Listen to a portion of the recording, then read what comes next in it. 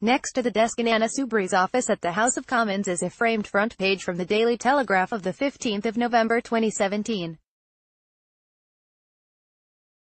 The Brexit mutineers, screams the headline, above photographs of the 15 Tories who had said they would vote against enshrining in law the 29th of March 2019 as the date on which the UK would leave the EU. Soubry's parliamentary staff got the front page signed by her fellow mutineers and had it framed as a birthday present last year. For her, it is a badge of pride. The fight against Brexit has dominated her life for the past 2 years. With Labour incoherent and Jeremy Corbyn, in Soubry's view, at least, a committed Brexiter, it has fallen to her and a handful of other backbenchers to keep up the pressure for another referendum or, at worst, the softest possible Brexit. Her office is full of memorabilia from the battle. On her desk are other newspapers berating the Brexit backsliders. Great Britain our great betrayal, cries the Sun. Ignore the will of the people at your peril, proclaims a front page from the Daily Express. A Daily Mail front page has the headline, Proud of Yourselves, above photographs of the 11 Tories who sided with Labour last December to defeat the government and require a meaningful vote on the final Brexit deal, although the attempt to force such a vote was ultimately defeated a week later. I also notice a letter from a Labour MP congratulating Soubry on her inspirational efforts to keep the EU flag flying. Badge of pride. The Daily Telegraph from the 15th of November 2017 that accused Soubry of mutiny. Soubry is convinced that the deal Theresa May hopes to bring back from Brussels in the next few weeks will be worthless. The promise was that we would have a deal about our future trading relationship with the European Union, she says. Everything would be settled, but we're not going to get a deal. We're going to get a withdrawal agreement and our future trading relationship will not be determined until after we've left the European Union. That is not what the British people were promised, that is not what they voted for. It is the most terrible betrayal. When the history books are written on this period, it will reflect exceedingly badly on an awful lot of people who have put their heads in the sand and allowed this terrible mistake to take place. Her talk of history books leads me to wonder if Soubry believes the battle is over. I almost don't want to engage with people anymore, she says. I just want to put it down for history. These opportunities existed and they were missed by people who should have known better. This will be the biggest mistake our country has ever made. The young will never forgive my party. In the next breath, however, she says the fight for a people's vote must continue. She led the People's Vote March in London on the 20th of October, giving a powerful, impassioned speech to a vast crowd in Parliament Square, and still believes the public may get a final say. Anything is possible, she says. If she can't get a withdrawal agreement because of arguments over the Irish backstop, which some utterly irresponsible people in my party who haven't run so much as a Welsh stall believe should be the case, what is Plan B, crashing out? Even if she comes back with a deal, she may not get it through Parliament, and if she can't get it through Parliament, what is Plan B then? From what I can gather, she doesn't have a Plan B, and of course the great Plan B is a people's vote. A general election won't solve her problem, but a second referendum with Remain on the ballot paper will. Soubry predicts a withdrawal deal will be patched together in Brussels and that Parliament will vote on it next month. There'll be a shaking of hands in Brussels, and lots of warm words. It will come back into the House very quickly. There'll be none of this 5 days of debate, you can forget that, and the pressure on Conservatives will be absolutely colossal. She insists she will not vote for a vague deal that dodges all the big questions on the UK's future relationship with the EU. She also thinks the government will do its damnedest to avoid putting an amendable motion on the deal to the House, preferring a take-it-or-leave-it approach. That would be a disgraceful betrayal of promises that were given, she says. Her hopes that there will be another referendum have risen because she doubts whether, despite pressure from whips and the desperation of MPs for a resolution, May will get the agreement through the Commons.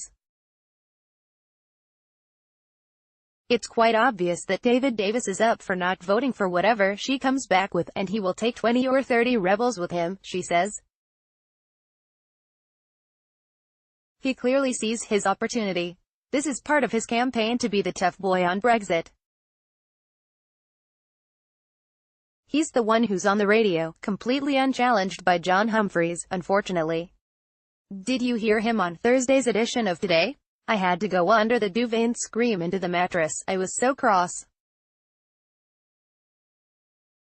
He's becoming the champion for the strongly pro-Brexit European research group urge. Boris Johnson's chance of usurping May has not disappeared entirely, she says, but Davis is the one making the running. If Boris Johnson becomes leader, I'm off. He's incapable of holding high office, never mind being Prime Minister. Davis's supporters will interpret a Commons defeat for May as a green light for no deal, says Soubry, which is why pro-EU MPs have to ready with a counterstrike. The idea that if you don't vote for her deal you're voting for no deal is completely wrong, she says. If you're not going to vote for her deal, you can absolutely have the option of going back to the British people. A vote with Remain on the ballot paper is the credible alternative to this madness. She believes the fact that Aaron Banks's role in the Leave campaign is now under investigation has strengthened the case for another referendum. It has disturbed an awful lot of Leave voters, who are suddenly thinking, what's been going on here, she says. It adds to the feeling that a trick has been played on them. She was also buoyed by this week's Channel 4 Survation mega poll, which showed an 8-point lead for Remain. I've felt the uncertainty in people's minds, and I've always said there could be a tipping moment when suddenly people say, this is absolutely not on. We've made a mistake and have a right to revisit the mistake we've made. Joe Johnson's shock resignation as Transport Minister. He said the UK was barreling towards an incoherent Brexit that is going to leave us trapped in a subordinate relationship to the EU, and called for a second referendum, has further fueled her optimism that a people's vote is within reach. I was aware that Joe had very grave concerns about the Brexit direction, and I don't think anybody should underestimate what a tough choice, and therefore what a remarkable and courageous decision, it is when you walk away from ministerial office. I feel for him, but I'm also delighted. I knew in the summer that he was very concerned, but will his resignation really make a difference? He has not been in our stream of people, she says. He's a fresh face and fresh voice to the cause, which is always welcome, and he's hugely respected throughout the party. I don't know if his relationship with his brother, Boris Johnson, had any bearing on it, but it will certainly attract a lot of comment. Joe isn't the only minister who shares these views, and I hope others will follow his lead. We are reaching that time when people have to stand up and be counted, because if they don't we are going to sleepwalk to disaster, and it doesn't have to be like this. She fears the two front benches are conspiring to thwart a second referendum. We are in danger of the opposition and the government conspiring together to prevent the people from having the right to revisit the decision they made 2.5 years ago, she says. 2.5 years on, with all that's emerged, including the situation on the island of Ireland, you bet your life that people are entitled to change their mind. It is in both front benches' interest not to have a people's vote, which means it must be in everybody else's interest that we have won. She does not trust Corbyn to deliver what Labour members want, another chance to vote on Britain's membership of the EU. We know he wants to leave the European Union, she says. Whatever he says publicly, that is his position. And he wants us to leave with the worst sort of Brexit deal, because when it all goes wrong his tactics will be to say, there you are, this dreadful Brexit is all the fault of the Conservatives. I'm worried he will maneuver to deny the people a vote. It is in both front benches' interest not to have a people's vote, which means it must be in everybody else's interest that we have won. Soubry and the Labour MP Chuka Umunna on the People's Vote March in October. Photographed by Kemp. In pictures, Getty Images. She blames the Labour Party's failure to provide constructive opposition in the past 2 years for much of the current mess. We've got an utterly, blisteringly dreadful Labour front bench, she says.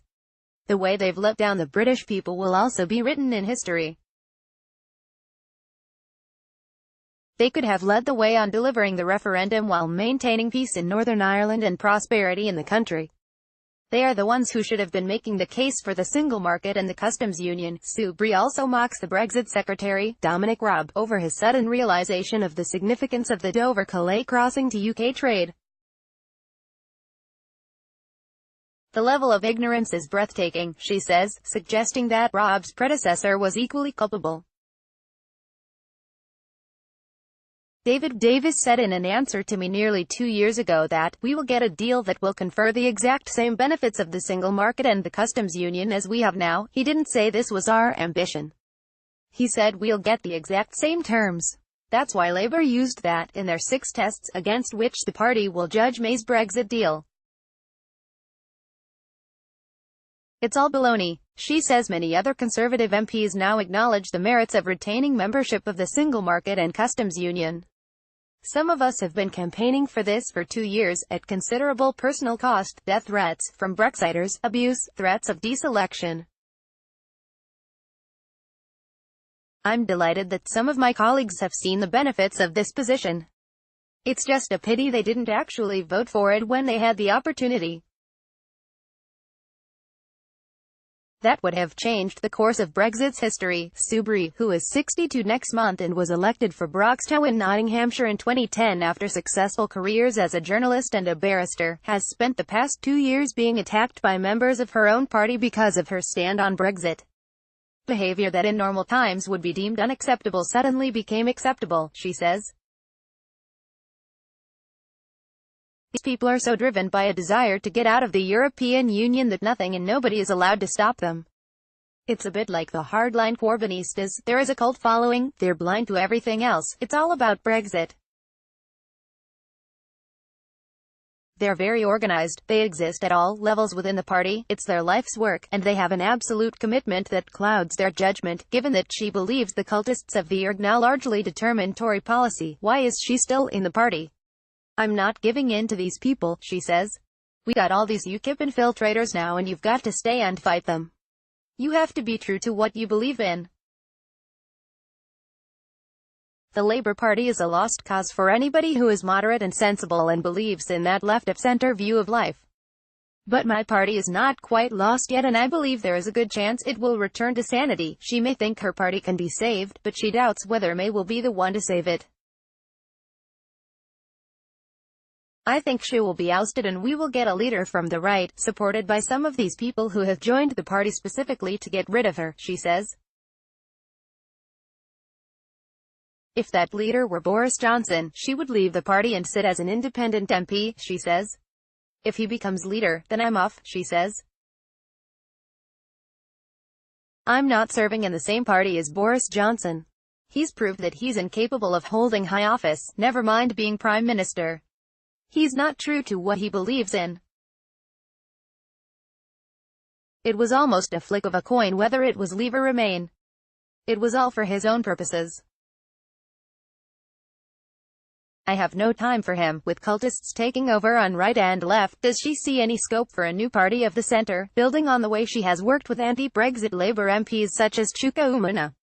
I know there are millions and millions of people out there who feel nobody represents them, but at the moment my focus is on Brexit and that's all I'm interested in, she says. Those are conversations and debates for another time. On Brexit, she seems to veer between despair that the game is up and hope that a people's vote will ride to the rescue. Either way, she says, there will inevitably be an inquest into the manner in which the referendum was conducted and the hopelessly botched negotiation which followed. You just know that in 5 or 10 years' time there will be a huge inquiry and there will be outrage from people, statements in Parliament and all the other things we've seen when we've had other inquiries. Whether people like me will still be alive, I don't know, but the truth will come out.